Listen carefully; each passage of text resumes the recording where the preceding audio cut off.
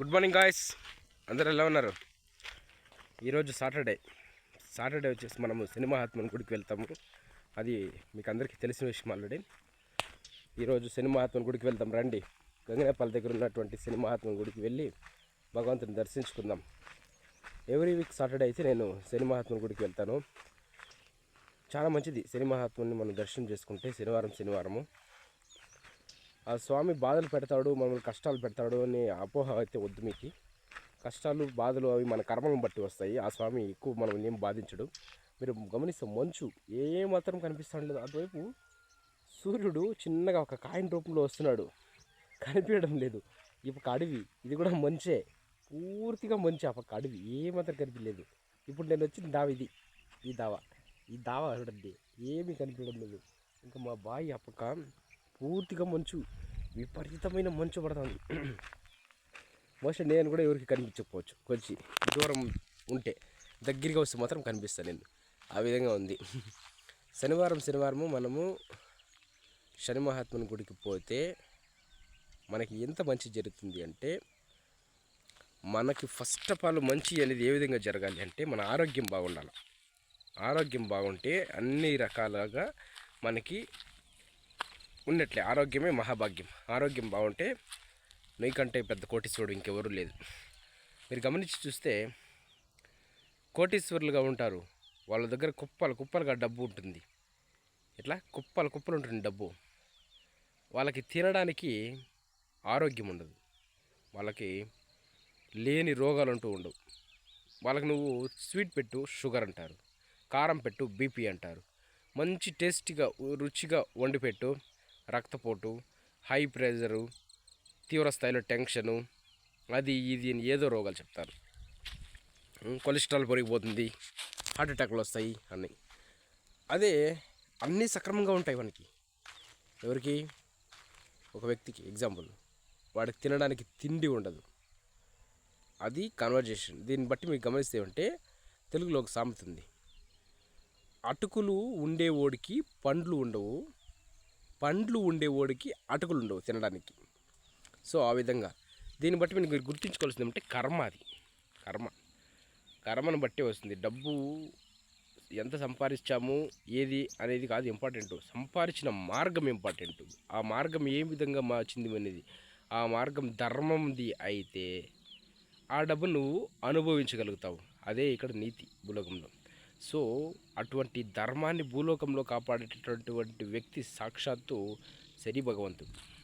అటువంటి ధర్మాన్ని ఎవరైతే పాపకంగా అన్ని పనులు చేస్తారో, పాపాలు చేసుకొని వాళ్ళందరినీ శిక్షించేటటువంటి ధర్మరాజు అని చెప్పచ్చు శని భగవాన్ గురించి ఒక శ్లోకం ఉంది.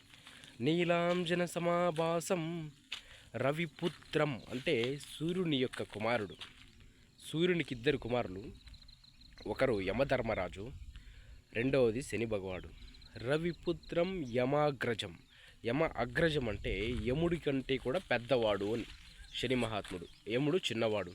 యమాగ్రజం నీలాంజన సమాభాసం రవిపుత్రం యమాగ్రజం ఛాయామార్తాండ సంభూతం అంటే ఛాయాదేవికి ఇష్టమైనటువంటి కొడుకు అని శని భగవానుడు. ఛాయామార్తాండ సంభూతం అంటే తం నమామి అంటే మేము మీకు మొక్కుతున్నాము స్వామి శనైశ్చరం అని శ్లోకం అది. నీలాంజన సమాభాసం రవిపుత్రం యమాగ్రజం ఛాయామార్తాండ సంభూతం తం నమామి శనైశ్చరం. ఈ విధంగా మీరు ఈ యొక్క శ్లోకాన్ని ప్రతి ఎవ్రీ సాటర్డే కూడా 108 టైమ్స్ 108 టైమ్స్ కనుక మీరు ఒక క్రమ పద్ధతిలో ఆయన్ని స్మరిస్తే తప్పకుండా మనకి ఉన్నటువంటి కర్మలు భూలోకంలో తొలగిపోయి మనకి అప్పుల బాధల నుంచి, ఆర్థిక బాధల నుంచి తొలగి ఆరోగ్యాన్ని ప్రసాదిస్తాడు. ఫస్ట్ మనకు ఆరోగ్యాన్ని కావాల్సింది. అందరూ మీరు భగవంతుని కోరుకోవాల్సి ఉంటుంది. ఆరోగ్యమే మహాభాగ్యం. తర్వాత ఆరోగ్యం అంటే మనం అన్నీ సంపాదించుకోగలం. మనిషికి బ్రెయిన్ పర్ఫెక్ట్గా పనిచేస్తుంది, భగవంతుడు ఇచ్చిన బ్రెయిన్. సో దాన్ని యూస్ చేసుకునేటటువంటి విధానం మనకు తెలియాలి, ఏ విధంగా యూస్ చేసుకోవాలి అని చెప్పేసి. యూస్ చేసుకునేటటువంటి విధానం ఒక్కసారి నీకు అలవాటు అయింది అంటే బ్రెయిన్నే ఆటోమేటిక్గా కంప్యూటర్ లాగా పనిచేస్తుంది. కంప్యూటర్ ఏంటి పనిచేసేది? మనిషి బ్రెయిన్ 1,00,000 కోట్ల కంప్యూటర్ల కంటే పవర్ యూస్ చేస్తే. మీరు యూస్ చేయలేదంటే ఏమిటికి పని లేదు, అవసరం ఉండదు. యూస్ చేస్తే మనిషి బ్రెయిన్ ఎట్లనే యూస్ చేయొచ్చు. ధర్మ మార్గంలోనే నువ్వు యూస్ చేయి, నీ పవర్ అప్పుడు తెలుస్తుంది. కానీ నీకు ఆ యొక్క టెక్నిక్స్ అర్థం అవ్వాలి. అంత ఐక్యూ ఉంది బ్రెయిన్లో. ఇదంతా కూడా ఎవరు నీకు కల్పిస్తారంటే నీ బ్రెయిన్కి అంత పవర్ ఉంటే భగవంతుడు లేనిది ఏది ఈ సృష్టిలో జరగదు. సృష్టి మొత్తం భగవంతుడి. ఆ భగవంతునిలోనే మనం కూడా ఇమిడి ఉండం. ఒక చిన్న చిన్న చిన్న చిన్న చిన్న అణువులో కంటే కూడా అణువు మనం ఎంత చిన్న అణువు, పరమాణువు, దానికంటే కూడా చిన్న ఒక విత్తనం కూడా కాదు మనం. మనకే ఎన్ని ప్రాబ్లమ్స్ ఉంటాయి. మళ్ళీ ఈ అఖండ విశ్వాన్ని ఏరేటటువంటి ఆ పరమాత్మనికి ఎన్ని బాధలు ఉండాలా, ఎంత మనిషిని కాపాడాలా, ఎంతమంది మాటలు వినాలా, ఆయనకి ఎంత శక్తి రావాలా, ఎంత శక్తి మనం ఇవ్వాలా. ఇప్పుడు మనకి ఎవరైనా ఏదైనా ఒకటి ఇస్తేనే మనము పలానోడు మాకు అది ఇచ్చినాడు అని చెప్పేసి మనం ఫీల్ అవుతాం. కరెక్టా? మాకు అతను ఇచ్చినాడు, మంచి వ్యక్తి అని.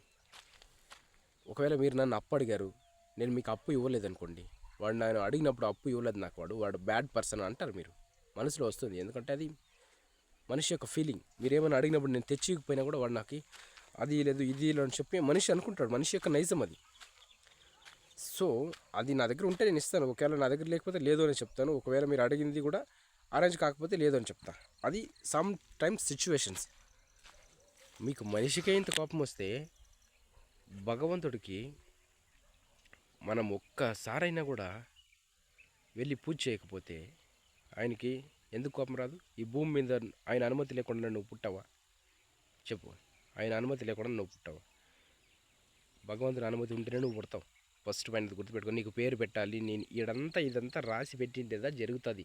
మీరు ఎన్ని చెప్పుకున్నా కూడా భగవంతుడు లేదు అని అనుకుంటారు. వాళ్ళందరికీ ఇప్పుడు చెప్తున్నా, భగవంతుడు అనేవాడు ఉన్నాడు. ఆయన ద్వారానే మనకు అన్నీ జరుగుతాయి. ఎంత పెద్ద యాక్సిడెంట్ జరగలేండి, నీకు ఆయుష్ ఉంటే నువ్వు బతుకుతావు. ఆయుష్ లేకుంటే చిన్న చీము కుట్టినా కూడా చనిపోతారు. అదే భగవంతుని తత్వం. సో శని భగవాన్ యొక్క బాధలు, అప్పులు, ఆర్థిక సమస్యలు, ఆరోగ్యము, పెళ్ళి కాకుండా ఉండే వాళ్ళు, ఇట్లా రకరకాల సమస్యలు ఉంటాయి. ఆ బాధలన్నీ తొలగిపోవాలంటే నీలాంజన సమాభాసం రవిపుత్రం యమాగ్రజం ఛాయామార్తాండ సంభూతం తం నమామి శనైశ్చరం అని 108 సార్లు శనివారం నాడు ఉపాసన చేసి భగవంతునికి నువ్వుల నూనె ఎత్తుకొని పోయి, కొబ్బరికాయ, పూలు ఇవన్నీ ఎత్తుకొని పోయి పూజ సామాను ఐవోర్ దగ్గర ఇచ్చేసి స్వామి దగ్గర పూజ చేయించండి. ఓకేనా? మీరు ఎన్ని శనివారాలు వీలైతే అన్ని శనివారాలు మీరు చేయించండి. నేనైతే ఎవ్రీ వీక్ శనివారం పోతా. ఈ 9 వారాలు అని లేదు, ఏం లేదు. నేను నెలలో వచ్చి 4 శనివారాలు పోతా. 6 నెల వచ్చి శనివారం ఎవ్రీ సాటర్డే వెళ్తానే ఉంటాను. నేను కన్సిస్టెన్సీగా వెళ్తాను. నేను ఎక్కడ డ్రాప్ అయ్యేది నాది మాత్రము అట్లా. నేను ఒక్కసారి ఏదన్నా ఒకటి ఫిక్స్ అయిందానంటే దాన్ని ఫాలో చేస్తాను నేను. అట్లా ఫిక్స్ కాలేదంటే చేయను. ఫిక్స్ అయిందన ఇక్కడ ఫైనల్, అది అయిపోయినట్టే. ఫిక్స్ అయిందనంటే అంతే. నా యొక్క ఇదంతా అంతే. ఒకసారి బ్రెయిన్లో ఫిక్స్ అయిందంటే యుద్ధంలోకి దిగేయండామంటే యుద్ధం ఆడే తీరాల. వెనక్కి అడుగు వేయకూడదు. దిగలేదా అవసరం లేదు, వెనక్కి వచ్చేస్తా. దిగిండానంటే వెనక ముందు ఆలోచించండి. ఆ టైప్ నాది. సో ఈ విధంగా 108 సార్లు చేయండి. ఓం శనిదేవాయ నమః, ఓం శనిదేవాయ నమః, ఓం శనిదేవాయ నమః, ఓం శనిదేవాయ నమః, ఓం శనిదేవాయ నమః, ఓం శనిదేవాయ నమః, ఓం శనిదేవాయ నమః, ఓం శనిదేవాయ నమః, ఓం శనిదేవాయ నమః అని చెప్పేసి కూడా మీరు ధ్యానించుకొని మనసులో ప్రతి శనివారం కూడా భగవంతుని గుడికి వెళ్ళి దర్శనం చేసుకోండి. మంచి చేస్తాడు. మనం ఏ కార్యం చేయాలన్నా కూడా ఫస్ట్ భగవంతుని కృపా కటాక్షాలు అవసరము. భగవంతుని కృపా కటాక్షాలు ఉంటేనే మనం ఏం పని చేసినా కూడా సక్సెస్ అవుతుంది. లేకుంటే ఏది కూడా సక్సెస్ అవ్వదు మనిషి వలన. సో ఎవ్రీ సాటర్డే కూడా శని మహాత్ముని గుడికి వెళ్ళి దర్శనం చేసుకొని భగవంతుని ప్రార్థించండి. సరేనా? ప్రార్థిస్తారని అనుకుంటున్నాను. భగవంతుని మంచి జరగాలని మీకు అందరికీ కోరుకుంటున్నాను.